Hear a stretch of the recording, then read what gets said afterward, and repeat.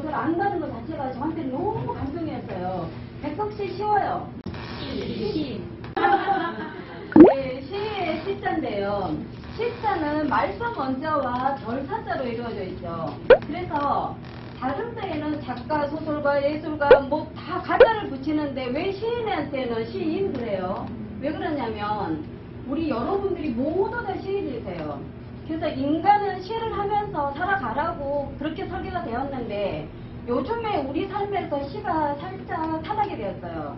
그리고 너무 시를 어렵게 쓰기 때문에 시가 겁나 어려운가 보다 이렇게 생각을 하시는데요. 여러분들이 오늘 시를 저하고 하시는 거예요. 그래서 시는 우리의 깊은 마음속에 있는 것을 공들이도록 말하면 시가 되는 거예요. 배꼽 위에 손을 딱 올려보세요. 이 말 자체가 치유가 있거든요. 배꼽 위에 올리시면서 여기서부터 끌어올려서 시를 100번 하시면 아랫배 쏙 들어가고 네. 그래서 오늘 선생님께서 제가 말씀 이러시면은 시를 50분이 넘어가면 코어 근육까지 네. 그래서 시라고 하는 거예요. 그런데 우리가 화가 나면은 시 이러잖아요. 이것도 사실은 시가 찰라고 하는 거예요. 여기 속에 있는 몸의 화가 독이 쌓여 있는 거를 CX 하면서 그 사람은 욕을 하면서 살려고 그렇게 하는 거거든요. 근데 우리는 스웨덴 부산에서 제일 수준 높은 용돈 단체에 계신 분들이 X를 하면 안 되잖아요. 그러니까 시 하시면서 여러분들의 근육과 마음을 단단하게 만드시는 거예요. 대체의학 하잖아요. 대체의학이 뭐냐면 시예요. 대체의학이 시에서 우리 어머니들은 밭을 매면서 노래를 뭐라고요? 에야 리야 하면서 시집살이 노래했잖아요. 농사 지면서 우리가 뭐 했어요? 노동요라고 노래를 했어요. 시집살 하면서 노래를 했어요. 근데 지금 노래하지 않아도 욕만 하시잖아요. 그래서 우리 사회가 극도로 불안해진 거예요. 왜? 시를 꼭 지그들만 하는 것처럼 이렇게 돼버렸기 때문에. 초프라는 사람이 대체의학을 지금 연구를 하고 있어요. 그 사람이 당신은 우주다라는 책을 썼는데 디펙 초프라는 이 사람이 의사예요. 의사인데 우리 이 의학으로만큼은 사람을 구제할 수 없다. 그래서 시를 해야 된다는 말이 직간접적으로 나와 있어요. 시를 해야 되는구나 하고 생각을 하실 수가 있고요. 이분이 했던 말 중에 감각을 속이면 어떻게 된다? 감각을 속이면 우리가 사회성이 떨어진다. 감각이 뭐예요? 감각이 시각적, 후각적, 이런 감각들을 속여서 말을 하면은 우리가 사회성이 떨어진대요. 그래서 우리가 감각을 어떻게든 마음껏 그렇게 표현을 할 수 있어야 우리가 사회성이 높아지면 뭐도 많이 하죠. 사회성이 좋아져 돈도 많이 벌잖아요. 베라트리스라는 뇌신경학자예요. 뇌신경학자가 그 과학적인 이론을 다 빼고 뭐라고 말했냐면 우리의 치료제는 뭐다?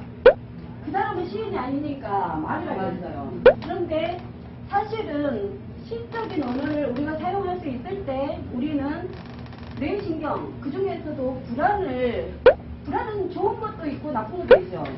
불안의 장점을 강화시킬 수가 있는 거예요. 선생님 패스. 그래서 이제 백석시로 왔어요. 우리의 기분 전환을 하기에 좋은 게 뭐냐면 겨드랑이를 자주 보여주는 거예요. 그렇지. 겨드랑이를 자주 보여주는 게 우리의 여기에가 뭐가 있어요? 임파선, 독소. 그래서 이게 위로 올라갔다 내려갈 때 그 중간쯤 되잖아요. 그래서 이 부분을 이렇게 다니지 말고 이렇게 들어주시는데 제가 건강하신가 안 건강하신가 순간적으로 봐드릴 건데요. 손을 높이 올려서 귀때기에 딱 대고 네. 양 손바닥을 앞으로 보였을 때 이게 딱 붙는 분들은 지금 균형이 잘 먹고 건강하신 분이세요. 손바닥을 앞으로. 네. 이야, 역시 다 건강하시다. 그래서 이 자세로 우리가 제일 좋은 대한민국의 애국가 남행열차를 하잖아요. 남행열차 처음에 시작하는 가사가 뭐예요? 비교. 그래서 우리 잘한다. 남행열차에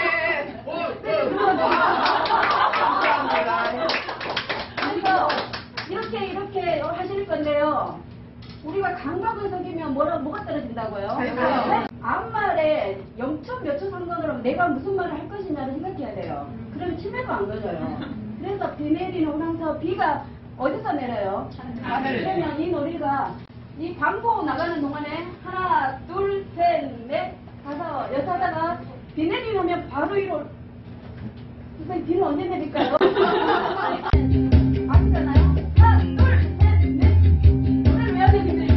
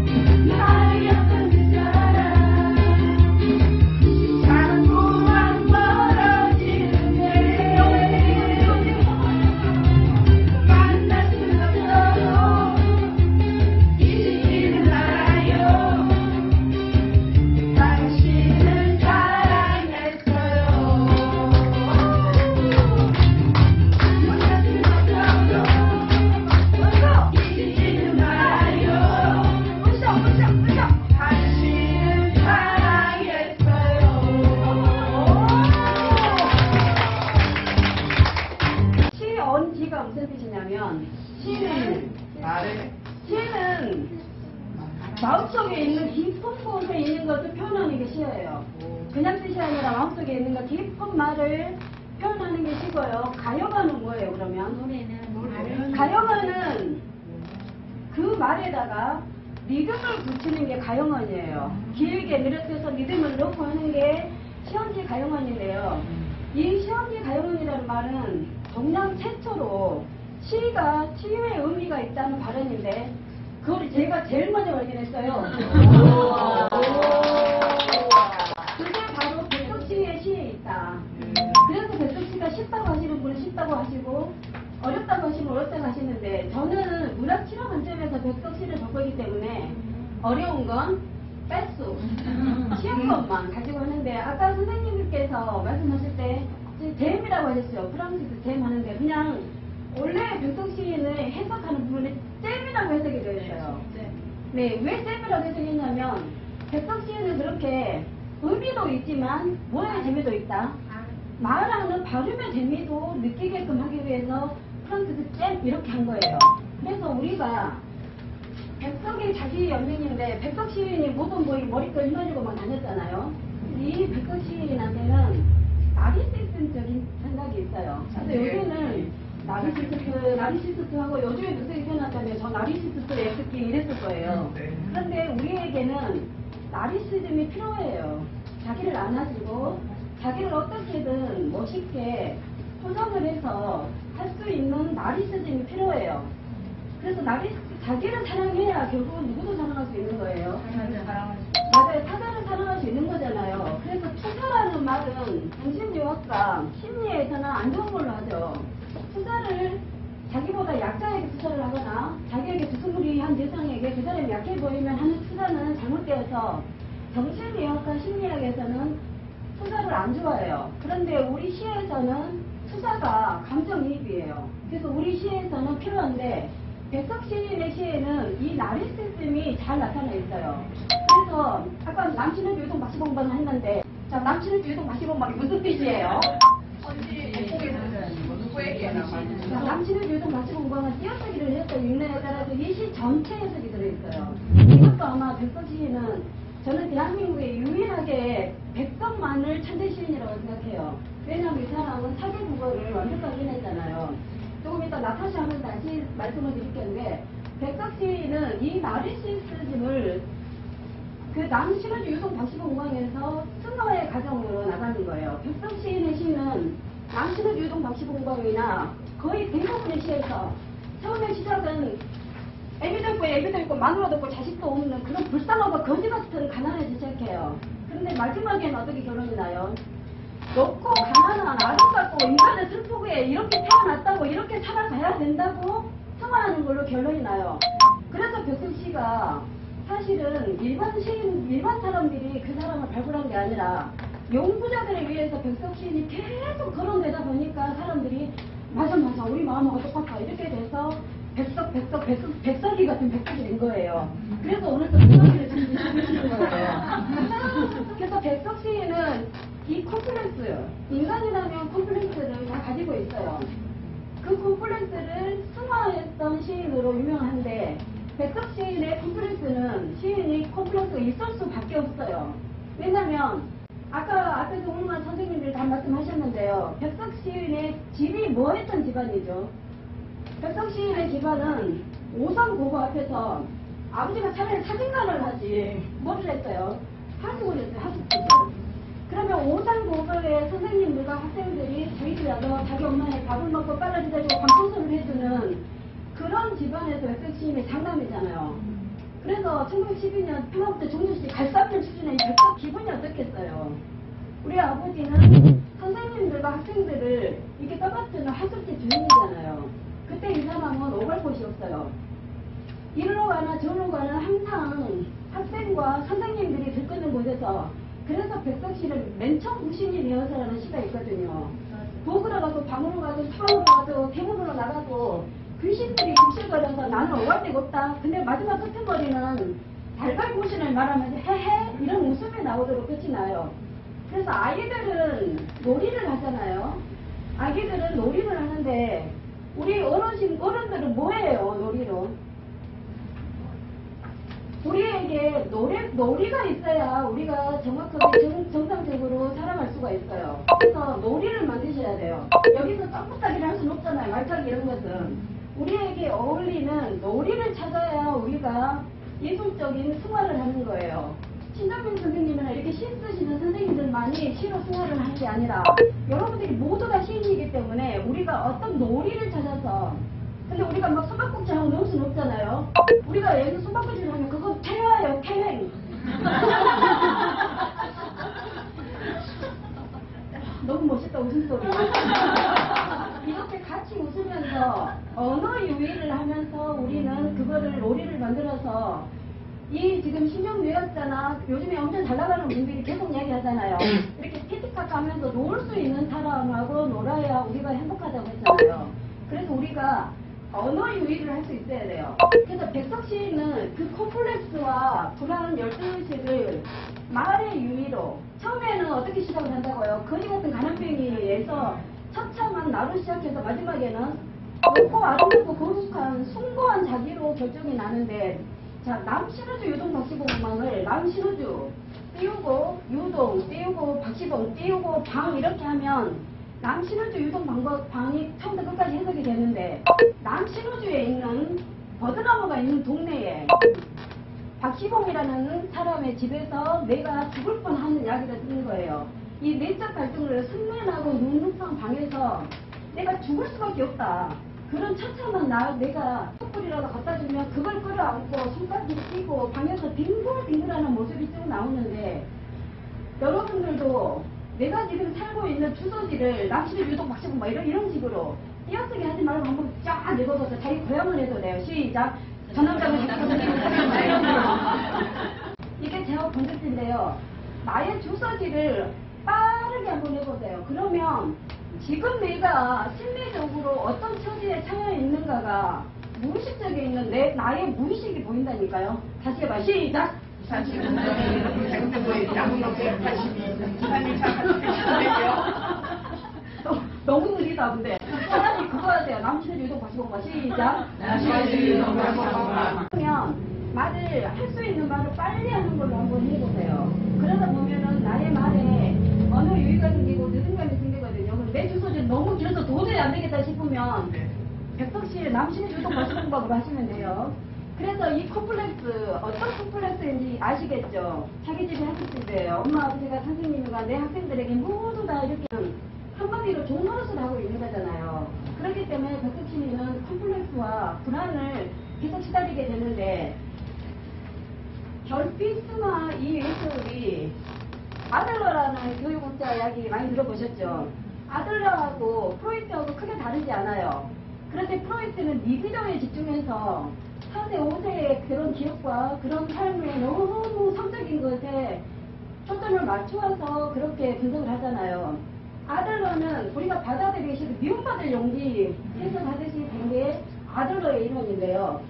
이 아까 백석시내의 콤플렉스가 어떻게 잘 넘어가고 있는가를 알아볼 수 있는 게 너무한지 봄 같은 노크만이라는 시가 있거든요.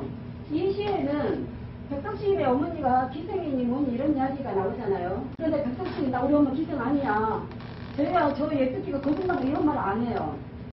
너무한지 봄 같은 노크만이의 내용이 보면은 아까 큰만이에 대해서는 할머니라는 중주 할머니 정도 되는데 이 사람은 자기하고 그냥 초수벌에 들어있는 할머니예요. 이 넘은 집 어떤 고개를 넘어가서 사는 그 집에 사는 할머니가 사는데 이 할머니는 동네에 오는 모든 아이들을 다 별로 안 좋아한대요. 화자하고 시인하고 꼭 일치하진 않아요. 여기에 있는 막 또라이 나오게 저 아니에요. 그래서 화자하고 시인하고 일치하진 않는데 백성 시인이 어차피 자기에게 주어진 어떤 것들을 좀 시로 폭발을 시키고 싶어서 쓴 시라면 애기로 엎혀서 갔대요. 이 노크마니의 집에. 근데 노크마니가 다른 애들은 전부 다 거의 정신 지급을 하고 등에 엎어있는 나라고 표현을 해요. 거기에서도 나만 인간 지급을 해줬다. 그리고 이 동네에는 지금 같은 전염병이 돌아서 애들이 죽어서 거적대기에 둘둘둘 쌓여서 나갔는데 나는 아무렇지도 않게 나는 그 전염병이 피해갔다. 이런 내용이 나와요. 그때 노크마니가 바닥에 있는 꽃을 꺾어서 아기에게 이렇게 줬대요. 이거 어디에서 모티브가 온 거예요? 꽃을 꺾어서 나에게 할머니가 바쳤다.